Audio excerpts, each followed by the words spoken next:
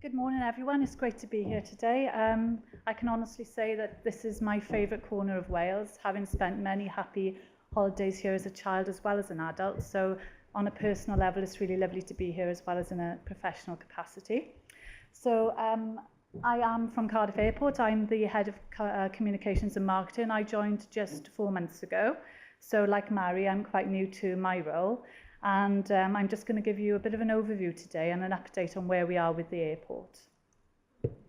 Okay, so I'm going to give you a bit of background on where we've been and what the position has been in the past.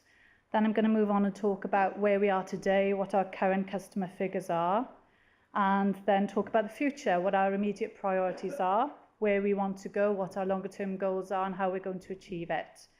I thought it was very interesting what Mary said about how a brand is a story that's always being told. That's very true for Wales, and it's equally true for Cardiff Airport. So obviously my role as head of marketing is to make sure that that story is being told. Okay, so back in 2005, TBI PLC was purchased by Abertus, which was a Spanish company. And unfortunately, I don't think Cardiff Airport was their priority in terms of investment. We were bought as part of a package, and as a consequence, numbers of passengers did drop from the peak of 2.1 million in 2007 to just under 1 million in early 2012. Fortunately, and a very positive move it was, the Welsh Government purchased the airport coming up to a year ago now. It's our anniversary next Thursday. So we're now owned by the Welsh Government. It's our airport, all of us own it. And the shares are held by Welsh Government Holdco Limited. So it is a private limited company being operated at arm's length by the government, but we do have their backing, which is really valuable. We've got a new chairman and a new board, and the team is very much behind making it work. And the good news, which was alluded to just now, is that numbers are on the increase. We've enjoyed 10 months of consecutive growth since the Welsh Government took us over, and we're averaging about 10.6%, which is slightly higher than the 9.1%, which was all over the BBC News on Monday, and that's just because we're measuring the 10 consecutive months of growth, whereas the BBC included April of last year, where we hadn't yet started growing. We were taken over on the 27th of March, and within 6 weeks we started to experience passenger growth, which was really pleasing and very quick, really. So you can see there that we're on the increase. Interestingly, from a Visit Wales point of view, 30% of our passengers are visitors to Wales, and it also ties in very nicely, if you can see this graph from where you're sitting, with Visit Wales' strategy. Southeast of England, Ireland, Germany and the USA being priorities for Visit Wales. You can see that 50,000 passengers came from Ireland. We had 40,000 from England, 21,000 from Germany. So the biggest single source of international visitors for Visit Wales is also our biggest chunk of passengers coming from Ireland. We also have quite a significant number of passengers coming from France and the Netherlands, which again ties in with Visit Wales' strategy of drawing people into the country. And obviously we're very keen to grow this. We are working very closely with Visit Wales on international overseas markets to bring more people into the country. So some facts for you about the airport. We currently have 14 airlines making regular use of our facilities. Don't ask me to name them all. I'd probably be able to do 9 this morning. And interestingly, we've got KLM, Air France, Aer Lingus and Vueling offering us connecting services through their hubs in Amsterdam, Paris, Dublin obviously, and Barcelona. So on a personal level, I'm actually trying that out in May. I'm going to go to New York from Cardiff, and I'm going with Aer Lingus, so I'll be stopping off in Dublin, clearing American customs there, which I understand is a lot quicker than the 2 or 3 hours it may take at the other end, and then flying onwards to JFK. So that's actually a much more cost-effective and quick way of doing it for me, because I live obviously in Wales and near to Cardiff Airport. So that's something, I think that's one of the things that we need to communicate more. A lot of people don't realise you can do that from Cardiff. And, we've got 52 destinations which are available as direct flights, but over 900 where you just connect through Amsterdam, Dublin or Barcelona or Paris. So there's a whole world open to us from Wales using our local airport, which is really important, I think. 60% of our KLM passengers originate overseas, so those are the people who are coming in from Germany, from Amsterdam, etc., and using Schiphol either as their direct connection or come in from somewhere else. I was speaking to some passengers who came off a KLM flight on Monday, and one of them had just flown in from Tokyo. So, you know, for him, it was great to fly into Cardiff and then just have a 15 or 20-minute journey from the airport to get home, you know, after such a long journey. Germany is an important market for us. We've got a direct route to Dusseldorf now, and we have 3 daily connecting flights to Cardiff from Germany via Amsterdam. So this picture will show you some examples of North American and Caribbean connecting routes into Cardiff. Through KLM and some of our other partners, there are daily flights from most of these cities in the world to Cardiff via Amsterdam. Aer Lingus offer flights, as I said earlier, from New York, which I'm trying out, but also from Toronto, Boston and Chicago, with that benefit of clearing US customs in Dublin. And you can travel via a Eurohub into Cardiff, and that's often a quicker way of getting there, of getting where you want to go, than travelling down to Heathrow or Gatwick and braving the M4 and, you know, any traffic delays you may experience along the way. So today, what do we want to do at the airport? Our immediate priorities are obviously to get those passenger numbers back up towards the 2 million figure and beyond that. There is a significant market that's leaking from Wales. They're travelling from Bristol instead of using Cardiff Airport, or they're travelling further afield to Birmingham or London. So it's our first priority to recover that leakage market, because that's the easiest win, really. If we get the message out there that you can fly from Cardiff to these destinations, then I think people will start coming back, because something I've really noticed is there's a true desire to want to use our airport. You know, people say to me, if only you did actually fly where I want to go, and then we get into a conversation and they realise that actually we do often, and it's just a case of people not realising where you can go from Cardiff. So how are we going to get there? You know, we need to create passenger choice. We need to give people the options that they want from us. We need to further develop the confidence of our existing customer airlines and help them to continue to grow. You may have noticed that we're working with Viewlin in sponsoring the ITV Wales weather. So that's given us 2 million views a week, really raising their brand awareness, because not many people knew who Viewlin were until recently, and I think there's still work to do there to raise their brand awareness, but we're definitely getting there. We want to win new airline business. We want to have new airlines coming into Cardiff, and we have won a new airline in the recent months, CityJet, so that's really pleasing. And we're going to keep talking to all of the other airlines who we would like to fly from there. And, you know, ultimately our aim is to increase our low-cost airline capacity so that we can compete with the other airports in the area.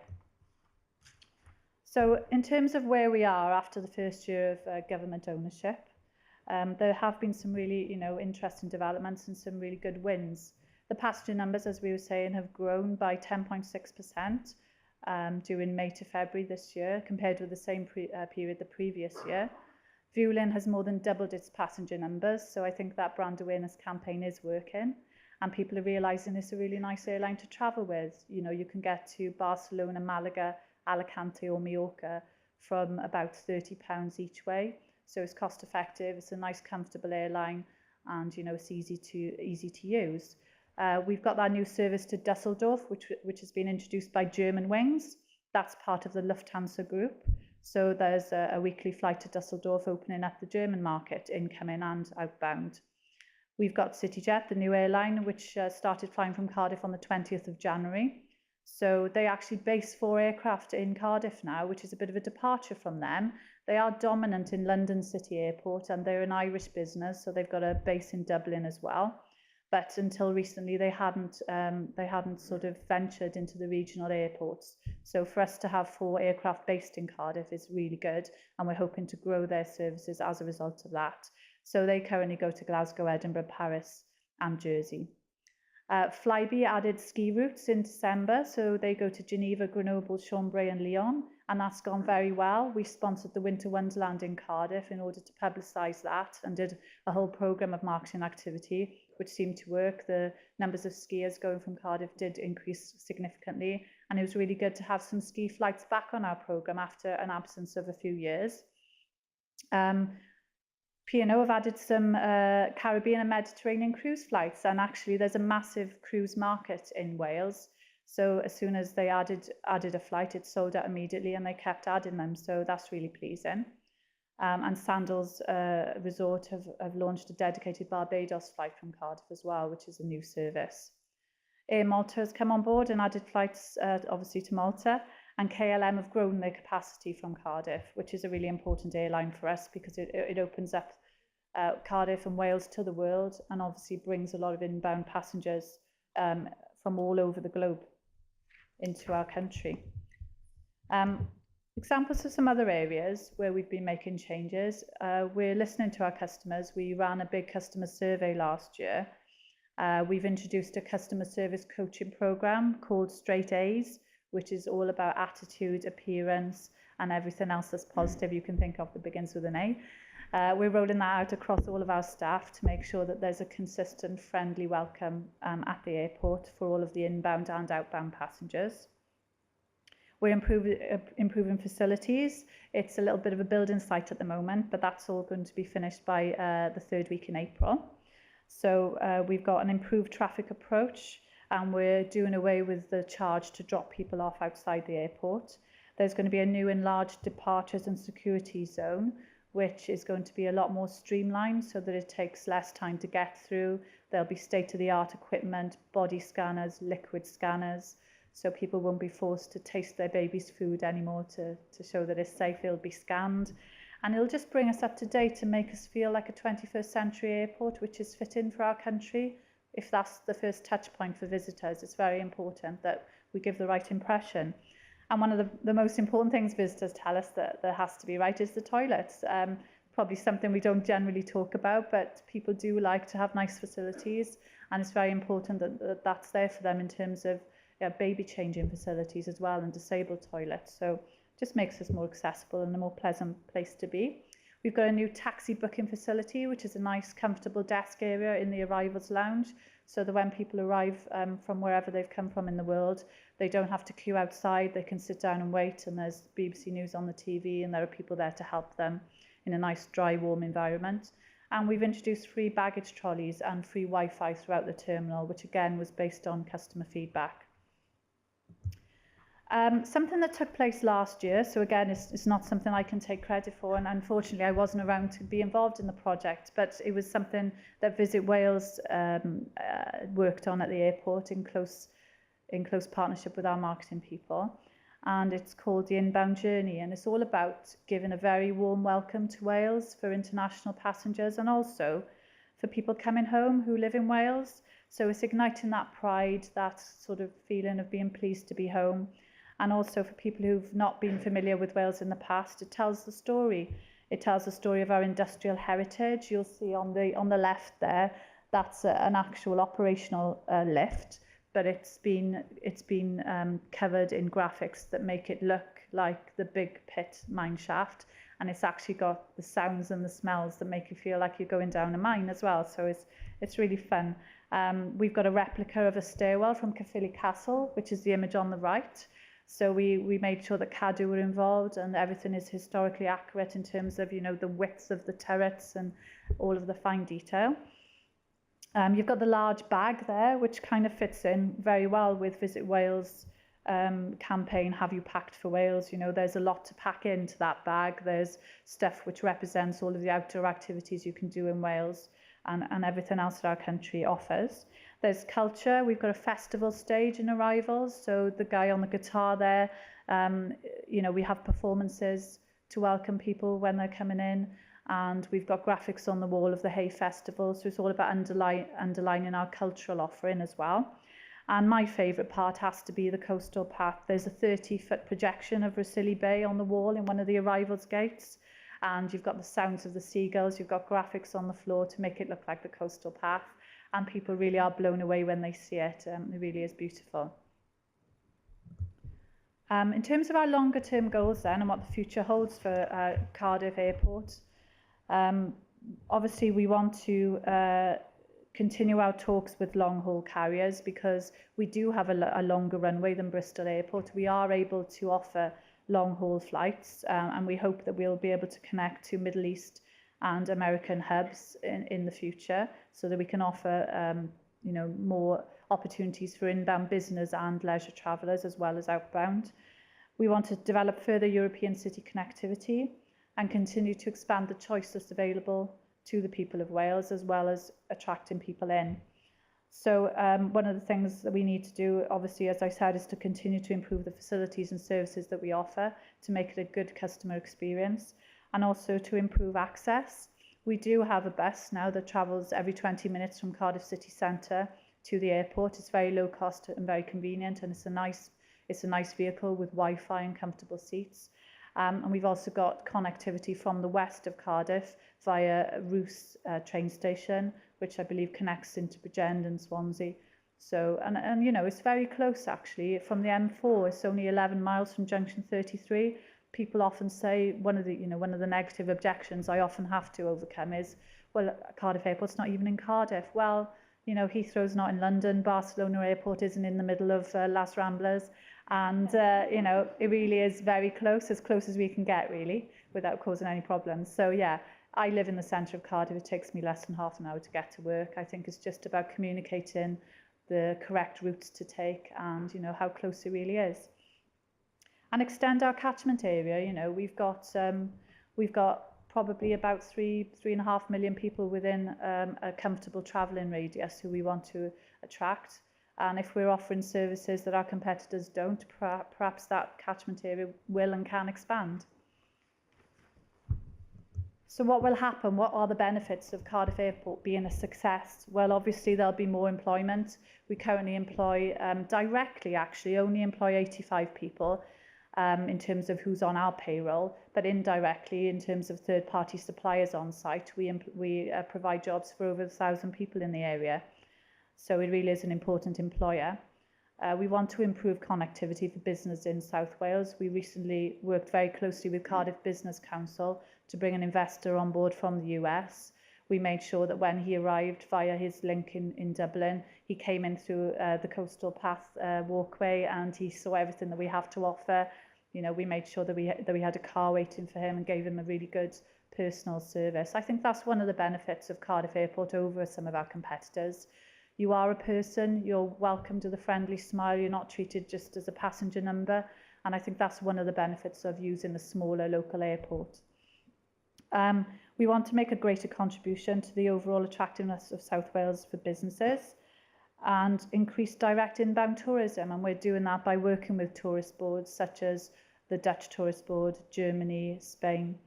And we want to attract further development into the enterprise zone so that we directly contribute to the economic recovery of the area.